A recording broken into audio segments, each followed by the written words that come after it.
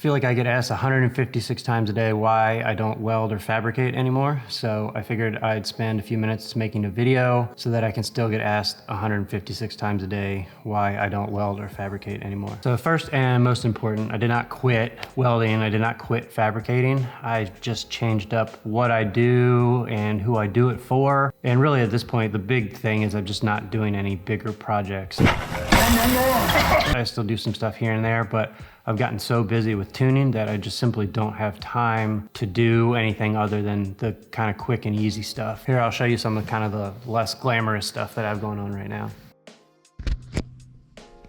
So ignore the mess. It looks like a damn tornado went through here, but here's just a handful of things kind of going on at the moment. These are our Sequence Manufacturing FK8 Civic Type R titanium exhaust systems. They're valve. This car was in a car accident. It was rear-ended, so this one's messed up. This is one of the initial prototypes. Basically, here is a lot of the prototypes for some of our other Sequence Manufacturing elbow cutting jigs. These are wastegate merge adapters. Cutting the hole for a wastegate is about the worst thing ever. You can see it's offset to allow flow into the gate. These things are pretty cool. Straight cutting jigs. These are primarily for titanium tubing. All the different sizes and flavors. Here's a prototype 4-to-1 collector. Hopefully these will be available soon. Here's our, I guess you can kind of call it our V8 collector flanges. Got divided, undivided. Those are prototypes. Here's a finished piece. This is a display for PRI. It's all titanium. VS Racing gave us a turbo to put on display for them. There's a pair of our wastegate merge adapters. All right. So here I got to repair these. These are for what this thing's called, the bouncy cars, hydraulic. That. A couple of wastegate merge adapters that need to ship out today. Test fitting some more collector stuff. Actually use all of the tools that we sell. Couldn't live without them. That's actually how they came about. This is a, hey, can you weld this real quick scenario.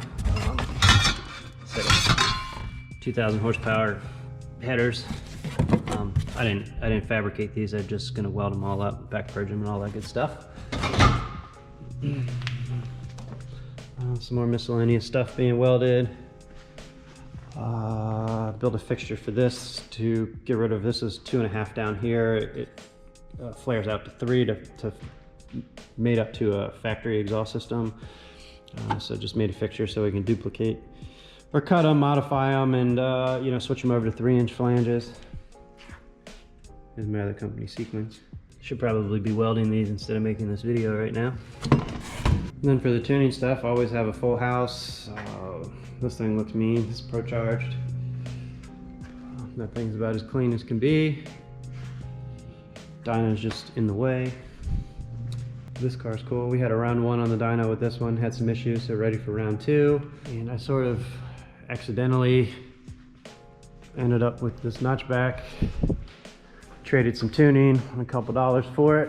Ultimately, it ended up being significantly cleaner than I ever expected, so I might actually be forced to do something with that one for myself. With that being said, there'll be a ton of fabrication stuff associated with that. There's a few different turbos up here to choose from. I think there's a pair of twin 62s up there. Got an engine if you decide to go that route. A reed case power glide sitting down here for me just to blow my shins up on every day. I have a Holley ECU on the bench I used to test with. I could potentially put that in that car, but if I put that car together, I have a little bit of a ECU dilemma. Maybe I'll make a video on that as well. Here's a bunch of titanium, Inconel, stainless, different sizes, thicknesses, different welding positions, certifications. Certifications are nice to have for certain projects, but don't ever think that somebody can weld because they're certified. Basically anybody can pass those tests. So the reason I decided to sort of get away from the fabrication stuff kind of happened slowly over time, and there was a handful of different things that played a role into it. So over the years, TIG welders have become much cheaper than they used to be. So naturally, more and more people are buying them. And what sort of happened is there was kind of a price point set here of what was considered to be normal pricing. And then it's like each person that bought a TIG welder was lower and lower and lower and lower. And it's basically just been like a pricing race to the bottom. So when you're actually running shop and you have associated expenses with that, you have to make a certain amount of money in order to stay afloat. And with everybody becoming cheaper and cheaper and cheaper, then everyone expects the shops to also become cheaper and cheaper and cheaper. And that kind of can't happen. And the big difference is a majority of these people that are buying TIG welders are working day jobs, and then, you know, they're coming home, they want to learn how to weld, they're excited about it. So, you know, they're building things and they're, you know, give me $20, buy me a 6-pack of beer. Like, it just totally drove all of the pricing of this stuff into the toilet.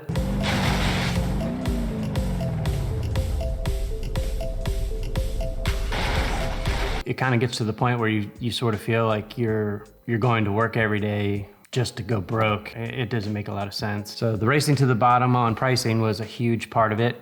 And the other side that kind of goes hand in hand with that is just the insane amount of expenses that come along with it. Between belt sanding belts, carbide bits, you know, bandsaw blades, argon. I was spending $1,000, $1,500 a month in argon once we started getting heavy into the titanium stuff. It's several $1,000s a month and an expense that never goes away, and that got kind of old as well. So basically all of our pricing had to drop tremendously to be competitive with everything else going on. All of our expenses are going up just because naturally everything's becoming more expensive. And when you're trying to do higher quality work, you're using more consumables. We're making less money, we're spending more money. And really the big difference that you see between the fabrication work that looks good and the welds that look really good, the big difference is how much time you're spending on these parts and these products. So if you're gonna spend more time and make less money, the only way that you can kind of stay afloat is to work 1,000 hours a day. And I really enjoyed doing the work. I've always liked working, I guess because I'm weird, but I had my daughter, and that's when things kind of had to change. I didn't want to be here 16, 18 hours a day. And what's funny is if I look back, you know, years ago, because we had pretty flat rate pricing for a lot of things, you know, set of intercoil pipes was this much, set of, you know, downpipe was this much when we were doing most of the Honda stuff. And if I look back at the pricing structure, which I was always told we were too expensive because other people were doing it cheaper, I don't understand how I even stayed in business working that cheap. You know, there's absolutely no possible way I could have those kind of prices now. It just wouldn't be worth doing at all. It'd probably be better off just going and working at Walmart or something. So somewhere in there, just kind of, I felt we were maybe doing some higher end stuff than some of the other people that we're quote unquote competing with. So we kind of started transitioning away from what we started doing with the Hondas and started doing more, I guess, exotic cars. Between the Lamborghinis, the R8s, Vipers, you know, so on and so forth. And this is where I thought that maybe things would change a little bit, but it actually ended up going in the opposite direction. And I guess you could say ended up being the straw that broke the camel's back, and why I just decided, like, okay, that's enough. I don't want to do this anymore. So I had, I don't know what the duration of time was, like maybe it was 6 months, a year, whatever it was, but we just had like Lamborghini after Lamborghini, R8, you know, just a whole bunch of really cool stuff. Almost all of it was titanium that we were doing. A lot of money was exchanging hands because this, you know, again, it's titanium, so it's expensive. So, and when you're working on these higher end cars, you like to think that you're able to charge a little bit more. And yes, like say the price of an exhaust would be 3 to 5 times more expensive than some of the other stuff we were previously working on. But between the material cost and the time to do it, you still were kind of in the same boat. But the big difference was the guys that have that kind of money to own those cars, there's kind of two types. There's the guy that can barely afford that car. You know, he's got a $2,000, $2,500 a month payment, and it just doesn't maybe have the money that it appears that he has. And then the other side of it is you got those guys that have those cars, and then they have 4 other ones. So the guys that have those cars and actually have the money, like if they want something done to their car, they're just gonna throw it in a trailer and ship it across the country to, you know, whatever shop specializes in those cars.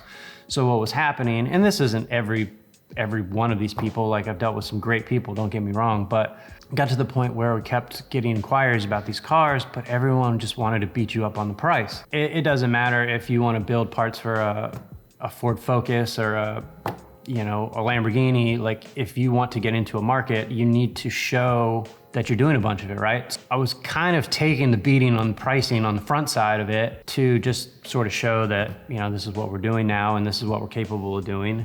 And it just gets old. You have these nice expensive cars, you want to modify it, and then just the way it's presented that basically like you have to do this cheaper, I'm gonna go somewhere else. Like, I don't know, I just didn't really kind of like being talked to that way. So I did 2 sets of Lamborghini Murcielago headers and exhausts. Man, it felt like 1,000 hours worth of work to do it. You're supposed to pull the engine out to even get the old headers and exhaust manifolds and stuff off the car. Luckily, we were able to do it without doing that, but it took, probably a full day to get everything taken apart. You can't fit your hands anywhere, so you'd have to like put a tube into the top of the engine bay, raise the lift, go under the car, mark a tube, lower it down, pull the tube out, cut, and you do that 15 times like per runner. And then I made a jig table for the whole exhaust system, did a second one, and ultimately, long story short, I felt like I lost so much money and so much time doing that I decided that,